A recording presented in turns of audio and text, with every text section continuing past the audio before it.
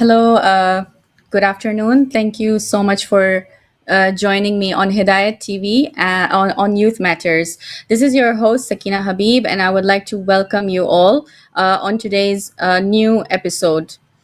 Um, as we are looking into the current global situation and into the current global analysis, we also find a very important point when it comes to the economy of money, when it comes to the paradigm shift in the global economy. Now, the influence of money on the political economy today is multifaceted, shaping both political processes and economic outcomes. Political economies often exhibit cycles where governments attempt to stimulate the economy before elections, known as political business cycles. This dynamic illusion illustrates how economic conditions can influence electoral outcomes, with macroeconomic trends like growth rates and inflation being reliable indicators of election results over the past century. When we talk about interconnected economies, the rise of globalism means that political decisions in one country can have a significant repercussion on other countries. Understanding these dynamics is essential for predicting how domestic policies may impact international economic relations. And also, when it comes to the societal impact, the political economy examines how public policy affects societal structures, including wealth distribution, and access to resources. This interplay between politics and economics shapes not only government policies but also the lived experiences of citizens. Now, on today's program, we are going to understand that, how does the world really work? Who runs it, who are the superpowers behind this, and who is really achieving that superpower today and why, and to understand it from the perspective of the economical power. So today I'll be joined by a very well esteemed guest on my program, Mr. Clive Menzies, who is a researcher of political economy and the human condition, and he blogs at outerside.org. I would like to welcome him on board. Good Hello, good afternoon. afternoon. Good afternoon. It is a pleasure and an honor to have you, Clive, on my program on Youth Matters. And I'm very much excited and looking forward to have this brilliant conversation with you. Hope you're doing well. Thank you very much. It's a pleasure to be here. So, before we move on into our discussion today, I just want to start with if you could give us a good analysis and a short, brief background about how does the world work, and how did this current global and political economy evolve? Who rules it? Who runs it? And how did they achieve their power? Okay. It might be useful to tell you a little about how I came to learn this. Um, I don't know if many of your audience will remember the Occupy movement in 2011, but out of that grew something called a learning project called Critical Thinking. And we were Okay. trying to answer the question, who rules, how, and why? And within about Yes. 4 years, we came to what we think is pretty much the root structure of everything, the power that Mhm. runs everything. And essentially, we identified three flaws, which, broadly speaking, is institutional hierarchy, the commons, in other words, knowledge, nature, all the things that we need for living, and money. Yeah. And in some senses, money is at the root of everything, because without money, institutional hierarchy couldn't be sustained, nor could the commons be colonized by those with money. So money is a mechanism. Um, where did this all start? There's a very good book by a gentleman called Douglas Reed called The Controversy of Zion. And he relates how in 458 BC, a cult, and before we go on, although we may refer to Jews, this is not all Jews. This is one of the tribes of Israel, one of the 12 tribes, contained a cult. And it was that cult that put together this ideology of destruction. In essence, it meant that they used other people's wealth and armies. So, for example, King Cyrus of Babylon, to go and discipline Jews or anyone else. Their initial goal, if you like, was to get all Jews to conform to their ideology, as it were, and wrap Jews or people who of that nature around them as some form of security blanket. And we'll come on later to the idea of victimhood and how that came around. But these cults had their roots in ancient philosophy, and I'm not going to go into that, but from the Egyptian Empire and the life of Hermes Trismegistus, and there's just quite a lot behind that. But suffice to say that this cult came into existence 2,500 years ago, about the same time that money was invented. And the thing Right. about money is that if we think about how humans have lived for most of our existence, our say 250, 300,000 years, we didn't use money, nor did we use Yeah. barter. We lived as we live today in families and small groups by mutual support, collaboration, and complex knowledge of everyone within our tribe, our community, our family. And the problem was when you went outside of the community and wanted to deal with strangers, we didn't have the mental capacity to keep all that Yeah. complex data or information at our fingertips for everyone we came into contact with. So money was Right. Yeah. adopted at the time because it formed a basis of trust, if you like, between two parties who knew nothing about each other. And Mm. in many respects, it may well have been useful to scale our activities and relationships over large areas, and today it's scaled globally. The problem is Right. that all of the political ambitions that people espouse, like making, reducing inequality, all of these laudable, reducing famine, reducing war, reducing all of these things are, if you like, impossible within the dynamics that money has created. Because whatever Right. intentions there are, the structure of money determines or incentivizes people to behave in certain ways. And that's how we've got to where we are today.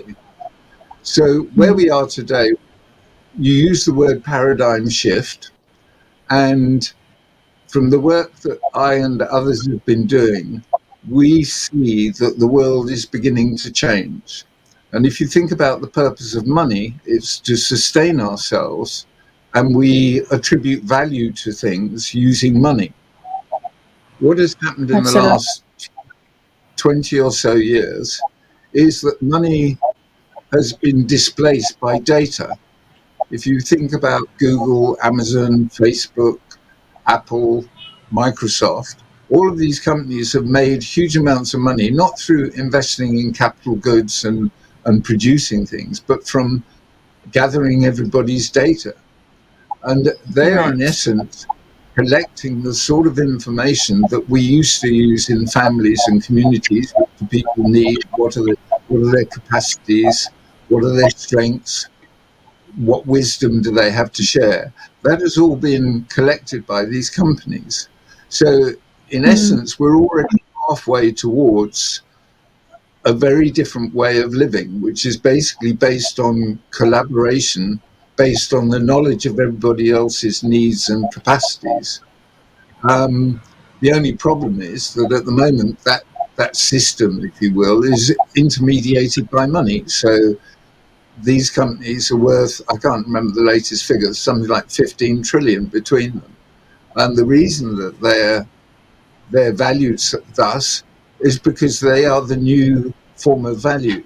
So what we need to do, and a lot of this is quite complex, and I don't want to go into too many different things and confuse people, but the methodology that we use to arrive at the conclusions and the understanding that we have has been collaborative.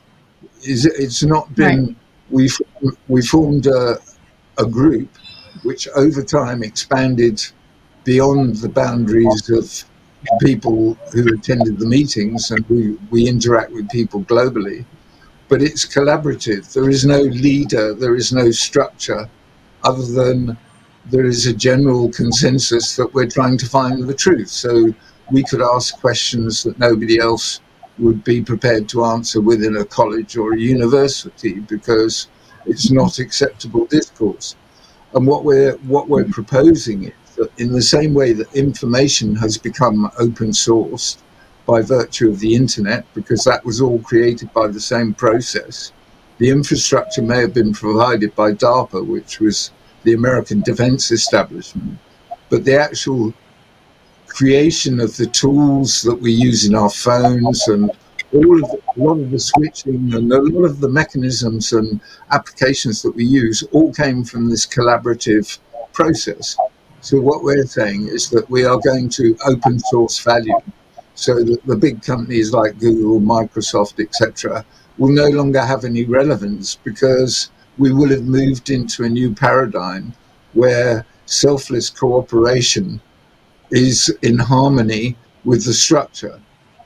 The universe runs on love, and the first rule is love thy neighbor as thyself.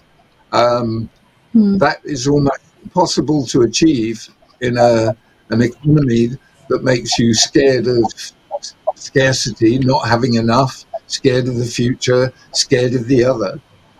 How do you live a life of love thy neighbor in that sort of structure? But that structure will change, or we will move from a competitive environment to a collaborative environment.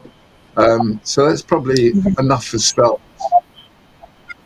Yeah. So I like the point that you said how money has become displaced today in different platforms, right? So for example, we're seeing a lot of the digital money right now, and also when it comes to the Bitcoin system, the cryptocurrency, we're seeing all of that taking place. Now I want to get into the Rothschild money power wagon because I saw this in your research and you mentioned quite a lot about it.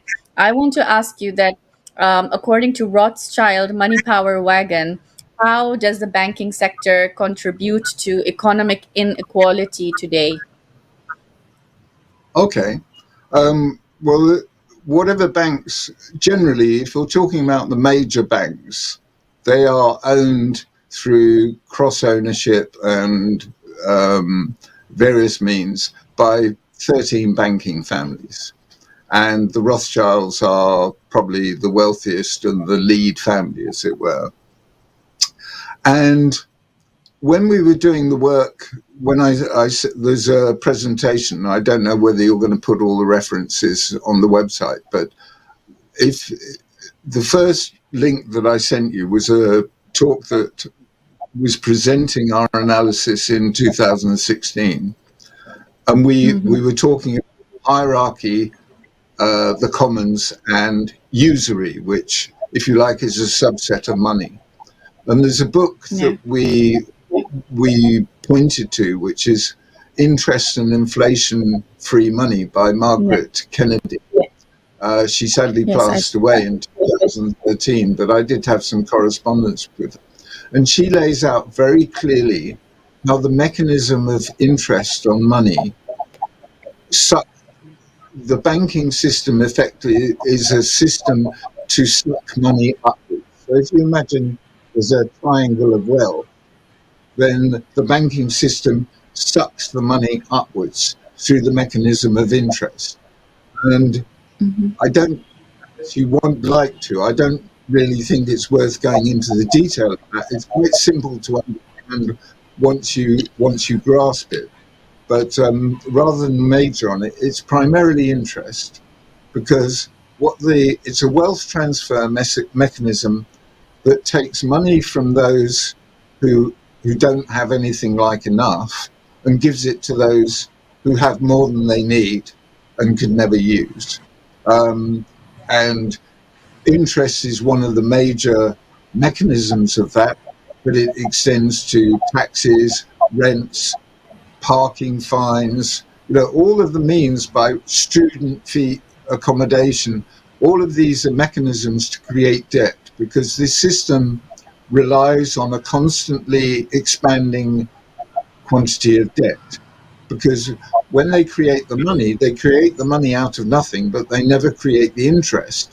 And so, where does the interest come Right. from? Either it's because someone ends up with less than they started with, or they have to create more debt in order to put more money in the system to make sure that the interest gets paid. And the reason it's cyclical isn't so much because of cycles. It's more a product of this system which expands over time, and there comes a point where there has to be a reset. So economic expansion, they feed money into the economy, they lend money freely, and then at some point they have to reset. And what they do is that they start to foreclose on loans, lend less money, and the economy begins to shrink. And in that process, the price of real assets, land, gold, value, all the things that sustains food, those those then become available to the banks to pick up on the cheap. So, and because they create money, it's very easy for them to do. And this is a trick that goes back centuries. The Bank of England was created in 1694. So that's been happening progressively in this country for 3 or 4 centuries. Um, Right. so this is happening everywhere now. This is global. You Yeah. said yourself, it's an interconnected banking system, and so it is a Yes. global phenomenon. And what happened in 2008, which was the so-called global, was that was another of these crises where everything imploded. And what should have happened is that banks, bondholders, and other people who were beneficiaries of all of that expansion should have lost their money and should have gone out of business. But what happened was that American Congress, UK Parliament, we were all bounced. The politicians were bounced into socialising that debt. So you, me, and everyone else who pays taxes or contributes to the economy, we have now taken on that debt. Uh, but we're in a slow motion train crash because whatever situation led to 2008, we're in a much worse position today. Right. And why central banks and others are looking to reset the financial system going to break. It can't be sustained. There's too much debt. There is too much overhang in the system. Right. Yes, you're absolutely right. I think we're seeing a lot of this debt system, and the consequences are really devastating when we see it.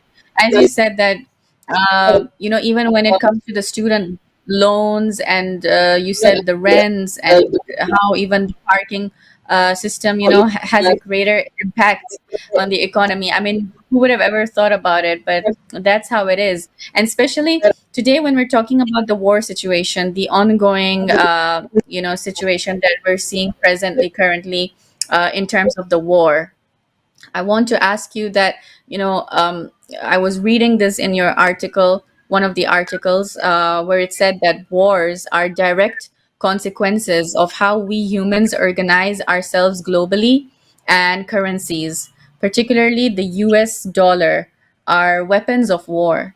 So, could you further elaborate on how dangerously is this mechanism affecting and controlling us globally today? Okay. Well, when I talked about um, we came down to who rules how and why, and essentially money Yes. lies at the root. So if you control the issuance and the control of money, you control money flows through the banking system, then effectively you control all the levers of power, because no matter who you are, most of us need money to live. And if you're in the system as a politician or a military person or in a corporation, then money is what you need and that's what you work for.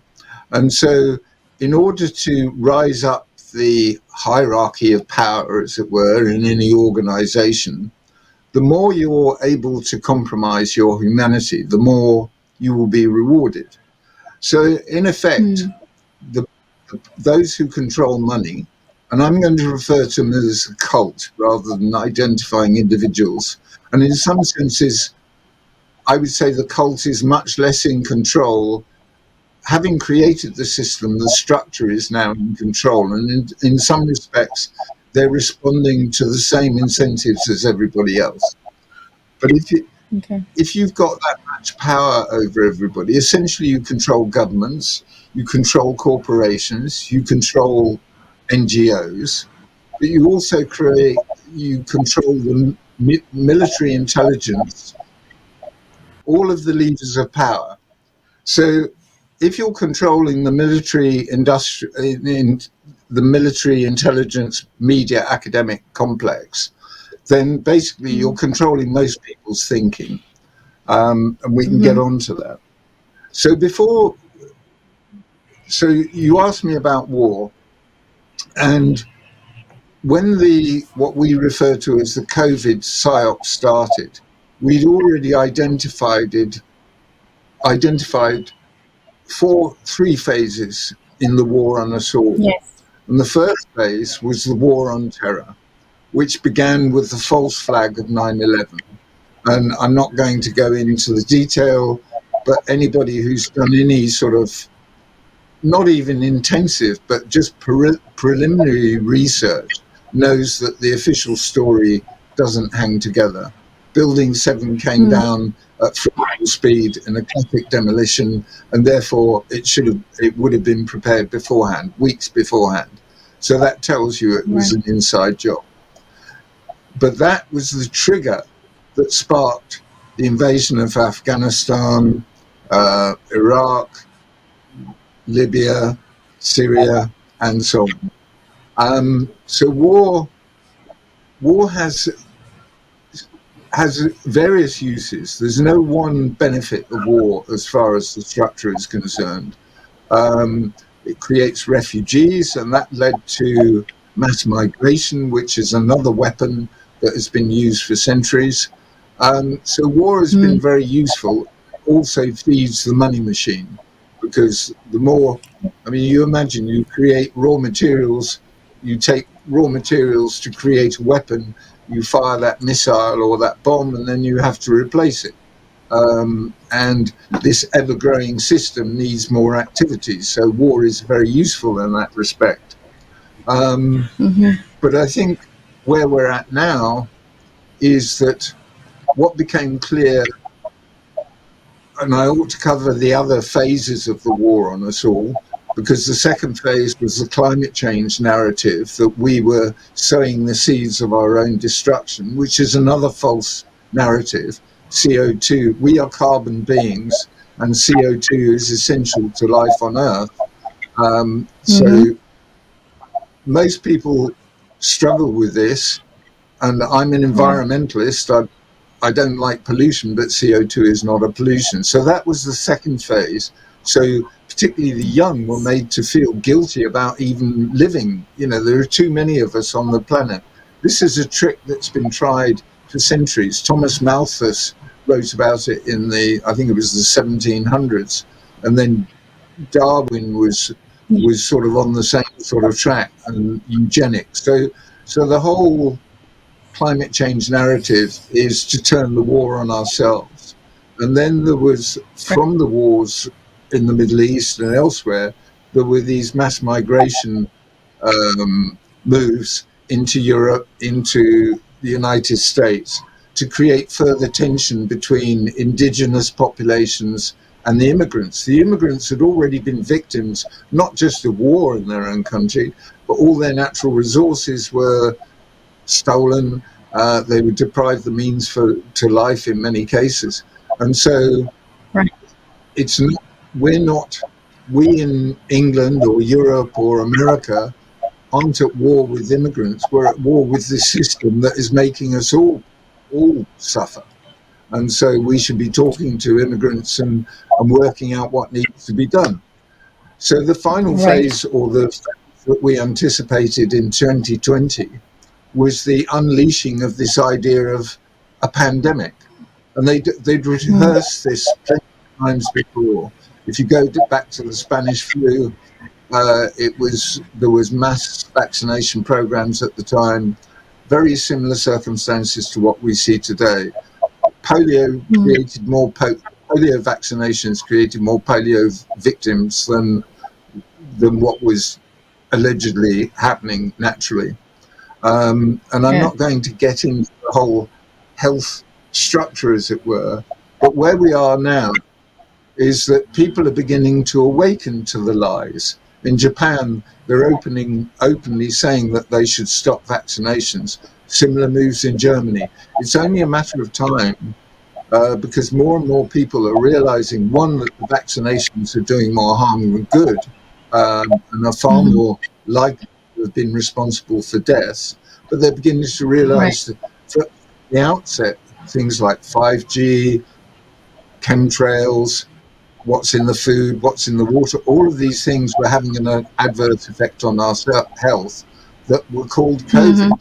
But actually, it's a very strange thing that most people don't know, that on the 19th of March 2020, the UK government, under advice from their experts, downgraded Yeah. COVID-19 as a high consequence infectious disease.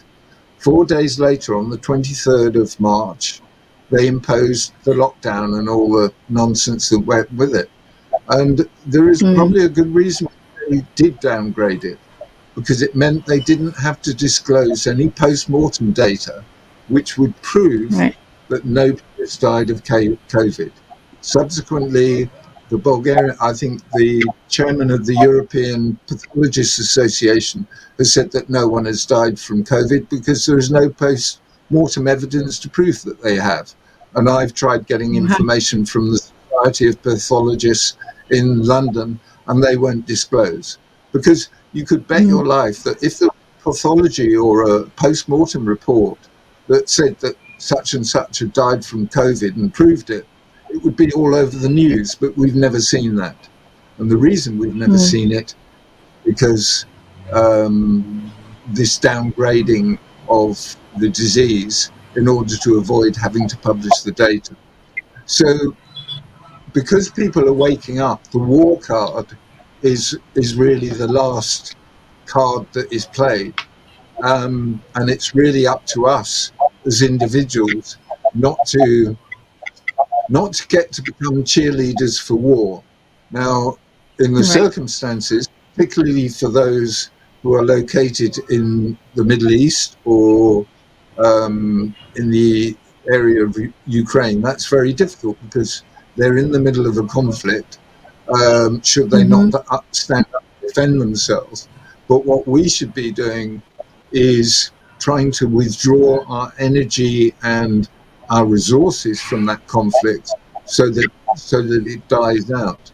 Similarly, in Ukraine, NATO has been itching to find ways of weakening Russia. This is all about destroying Russia.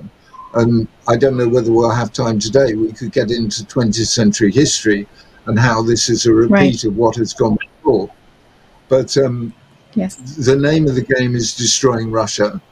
And I'm not saying that the Russian system is what we should aspire to, but at least it seems to be more in tune with what their people need than what's happening in the Western Yeah. world. So, but they went Hmm. into Ukraine. The war didn't start in 2022. It started in 2014 with the Maidan coup because the US had funded 5 billion for regime change. So this was all at the instigation of the US and the UK and other governments. And what Russia did in 2022 was go in, one, because they were anticipating um, an offensive from the Ukrainian army on their territory, but also to protect the people in the east of Ukraine who already had suffered hugely under the anti-Russian. And most of the Ukrainians, or a lot of the Ukrainians, are Russian speaking. Effectively, Ukraine has been part of Russia. So it was a war that started in 2014, and Putin has been trying to get peace terms ever since. As far as the Israeli conflict is Right. concerned, Israel is effectively, we talked about the banking families, and Rothschilds effectively own Israel. It was given to them as a reward for making sure that the US went into the First World War, because the British French were basically at stalemate with Germany, and it needed something to tip the balance. And the Rothschilds were given Israel under the Balfour Declaration in 1917 as a reward for Hmm. ensuring that they got into the war. And that's a whole other story in itself. Um, so Right. what appears to be happening in Israel is almost suicidal as far as the country is concerned. Um, they Right. are lashing out on multiple fronts, and clearly the illusion of impregnability of the Iron Dome and the veracity of their claims of being the chosen people are clearly falling to pieces before our eyes. And therefore, Absolutely. it's a I'm not making predictions, but I think it's difficult to see how Israel can continue to exist if this goes on much longer, because um, Absolutely. well, yeah. Yeah, absolutely. The way you've mentioned it, the fact that they think that, they're the chosen people according to their scriptures and whatnot. In fact, right now, there are a lot of protests going on around the world, even coming from multifarious supreme leaders who are willing to file a lawsuit against Israel and, the crimes that it has been committing for not only the past 1 year, but as you said, this has started from a very long time, from the time when the Balfour Declaration took place, and this genocide right now has come into light because of what we've been witnessing on our social media screens for this one past year. And so now people are awakening to humanity and, to the genocide that's been taking place and to the oppression. So we hope for the best. But yeah, this is the reality right now. I want to now pose a very important question related to war funding. um, we're seeing for the one past year, America has been, really funding, with weaponries and arms and everything, to Israel. So, um, from that perspective and in general, how does war funding that, uh, especially we are witnessing today, affect the long-term economic impacts of a war economy and the domestic consumer goods production? Right. Um, there is a problem in that war is good for business. Um, you know, I used to work in investment management, so I keep a peripheral eye on what's going on in the investment field. And so whenever there's war, then there's money to be made, and that's one of the unfortunate realities. In terms of Mm, what effect it has on domestic consumption, that can vary enormously. Obviously, in the theatre of war, supply chains get broken, and so um, the people in the theatre of war probably suffer um, more than most. In terms of what it does for the funding economies, if you like, is it probably creates a yeah. feeling of well-being, which is quite perverse in a way. But actually, if you look at what's going on in the world today, there, as part of this global power grab, if you like, food production has been under threat. Um, Farmers in the UK and across Europe are being financially incentivized not just to stop growing food, but to actually destroy food in many respects. And so there is a war on us all, and it's been unrolling in these phases: the war on terror, the climate change scam, induced mass migration, and then the COVID psyop, as I call it. And all of these things Mm, are to a head now, and we're at a point of inflection where there is a spiritual dimension to all this, and okay. we are beings of energy. We are not chemical beings. Ultimately, we are beings of energy. We're connected to the universe, and we're connected to each other. And there is a and that energy is conscious energy.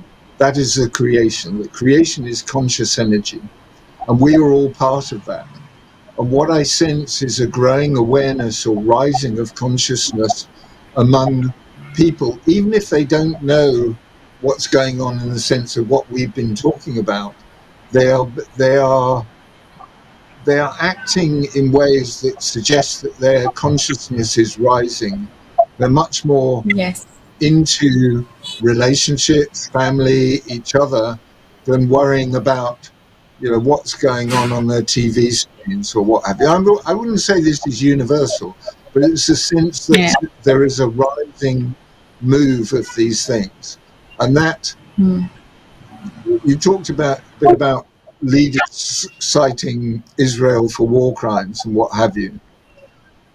In this journey, I've come to the realization um, that we can either have structural change and a new paradigm with cooperative structures rather than what we have at the moment, or we can have revenge, and yeah. it's an almost instinctive necessity for us to feel that somebody needs to be punished for what has happened. Um, Yeah. and the realization I've come to is that's not our call. We are not here to judge others. We are here to live righteously, and they will be judged by the universe, by God, by whatever your religion. There is a higher power that will judge those, and it is not our responsibility nor our duty to get involved in that judgment. And I know that sounds, in a modern society, that sounds very perverse, but unless we are directly affected, so within a community there's something bad happens, then as a community you have to resolve that. But in terms of punishment, that is not our call. Does that Right. make sense? Yes, it It does. wasn't an Absolutely. answer to your first question, but I think it's quite Yes. important. It is, and I we are seeing that today, that there's a lot of there's a spiritual consciousness, a spiritual elevation, even in the youngsters. For example, when we're seeing these protests around the world, like it's not just the Muslims who are doing it, or a specific sect, from a particular religion. It's everybody collectively. It's the Christians, the Jews, the Muslims. Everybody is protesting against this because, yes, they've come to understand now that what's being done on a humanitarian level is incorrect, and Mm. should not continue to go on any further. And so people are really now waking up to this reality. In fact, even citizens in the US, the Americans, are some of them are not happy with the government. They're protesting against it. They're not happy with the upcoming voting elections. They're not happy with the administration, looking into the fact that there was a hurricane that took place in Florida very recently, and they needed help, but then their own country, their own government wasn't willing to help them out, but was rather ready to spend millions and billions in funding for the war in Gaza. So that just explains, like, the level of what do you say, the root of evil that exists, in these certain governments and these politicians, and all of that. So definitely yes. And actually, there is a question that I want to propose when I'm talking about. Could you, could you hold that Yes. question for a minute? I just want to talk about Yes. hurricanes, Yes. because there is a lot of evidence to suggest that these extreme weather events are manipulated. And the reason they're Okay. manipulated and created is that they satisfy multiple agendas. One of the agendas is climate change, and often where they concede that they are manipulating the weather, they say it's to avert climate change. But actually, Right. the agendas are many and various. And Katrina, New Orleans, was a land grab. North Carolina is one of the biggest lithium reserves in the world. And that is another land grab. The forest fires in California, which I think from memory were 2017, 2019 in the autumn, they were land grabs. What was quite interesting is that many vineyards were decimated by wildfires in I think the 2017 spate, and yet there was one Right. vineyard that wasn't touched. Guess who that belongs to? Mm. Rothschilds. Really. Rothschild, correct.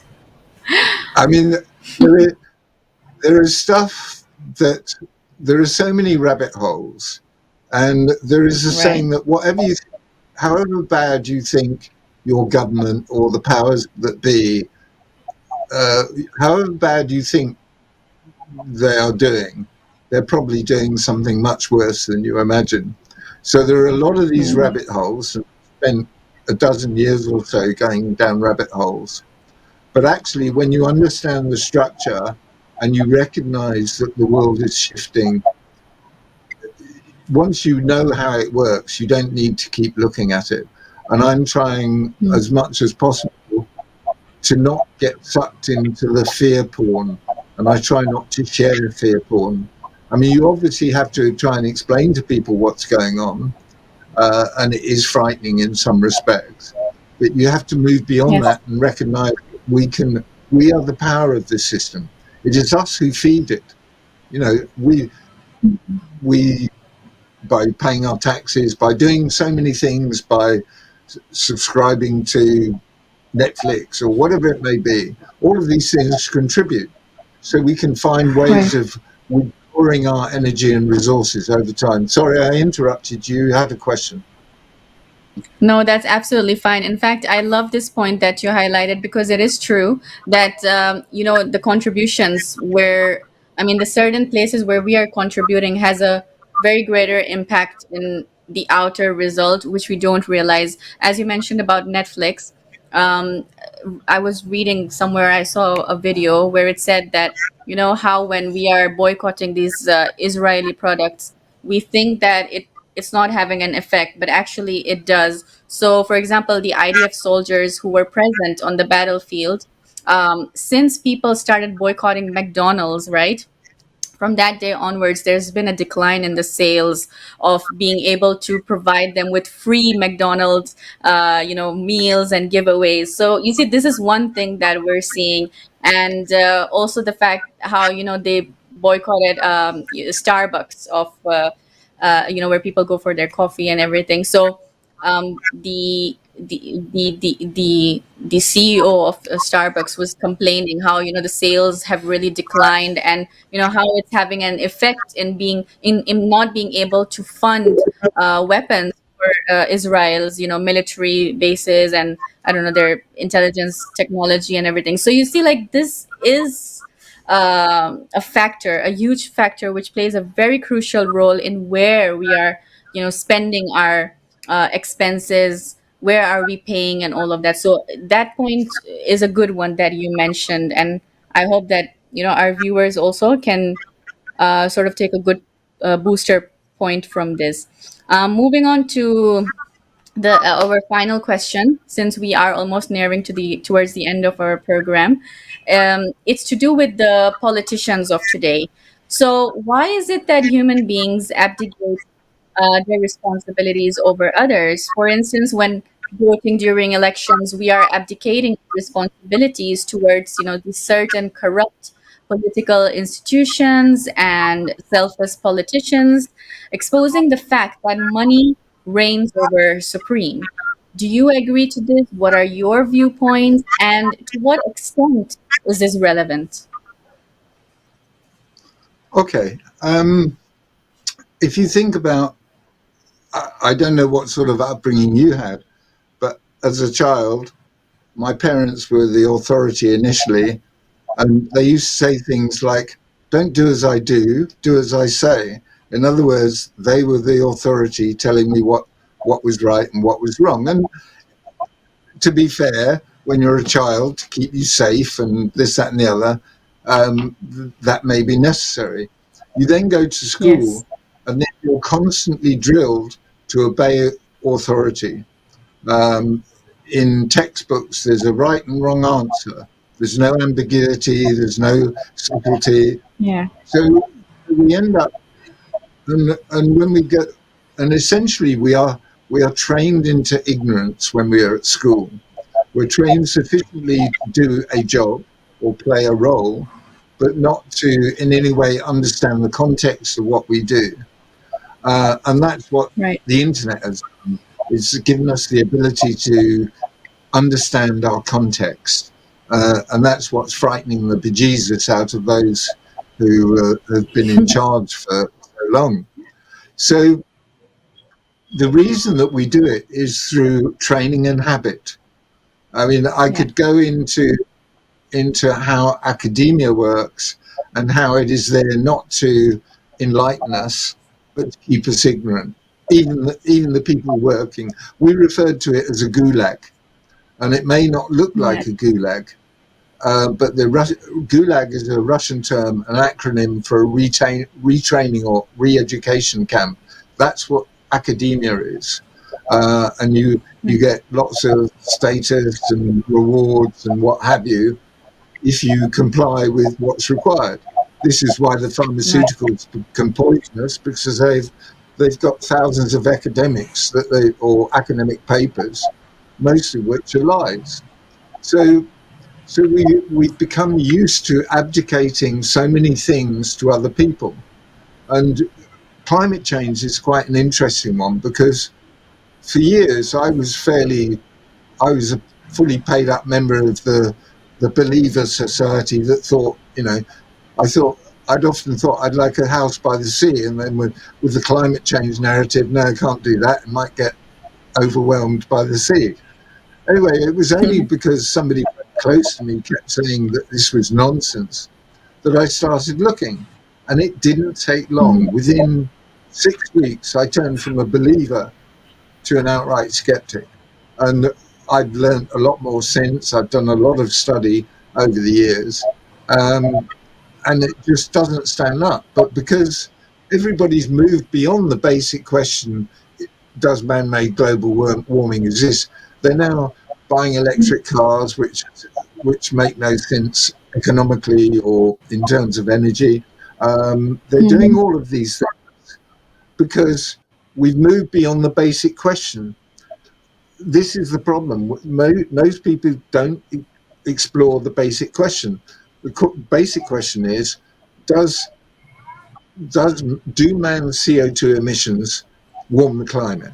And there is no evidence to suggest that it does.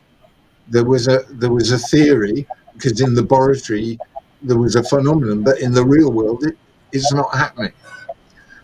Temperature drives CO2 concentrations, but that's a whole different argument. And Mm. when you think about my approach to my health has changed radically. It probably changed radically over the last dozen years. Whereas 20, 30 years ago, I'd gladly go along to a doctor and accept what they say. I now take responsibility for my health. I've not been to see a doctor since this nonsense started. I extracted my own tooth that needed removing because I wasn't prepared to go to a dentist and be screened, or who Oh knows what they would my God. do. So I've taken responsibility for my health because, contrary to what we're told in medicine, our bodies are Mm. amazing pieces of kit. They're self healing. Their natural state is to be healthy, and they're not Mm. vulnerable to diseases. What they're vulnerable to are toxins and microwave transmissions and all of these things. And anybody's illness, be it flu or whatever, is your body Yeah. expelling toxins. So it's a necessary thing. So coming back to your original question, why do we do this? We've been trained, Yeah. vote this way, vote that way. You think of the TV hours or the social media hours that are spent analyzing what this person said, what that person said, what the debate was. It's theatre. It's all theatre. Yes, Um, absolutely. I agree to that. and so it's going to take a mind shift to get us back to where we need to be. But I'm Right. encouraged by two things. One is I see more and more young people engaging with these ideas, and they're Yeah. much less, if you're brainwashed, than the rest of us because they haven't been around as long. And this sense of conscious energy which is rising. So, in that sense, Mm-hmm. I know that things will change for the better. We just have to Yeah. accept that it's going to be pretty dismal whilst we go through the current phase. Right. Absolutely. Um, uh, you are absolutely right, and the fact that you mentioned about the mindset change, the mindset shift, is very important today. And I would like to stop you here because our time is almost up for the show. I would have loved to continue more and know more about the actual roots of why the politicians today are corrupt, and why are we really falling into it. But I think you have almost explained everything, and we hope that there is a positive change, in the international law and in the economy, politically and globally. So I would like to thank you so much, Clive, for joining me on today's program, and thank you for taking out your precious time. It was a pleasure, and really there was lots of research and knowledge. I hope that the viewers will really benefit from today's program. I would love to have you once again. I would love to come back and maybe we can explore some of the 20th century history. Absolutely. That would be a pleasure.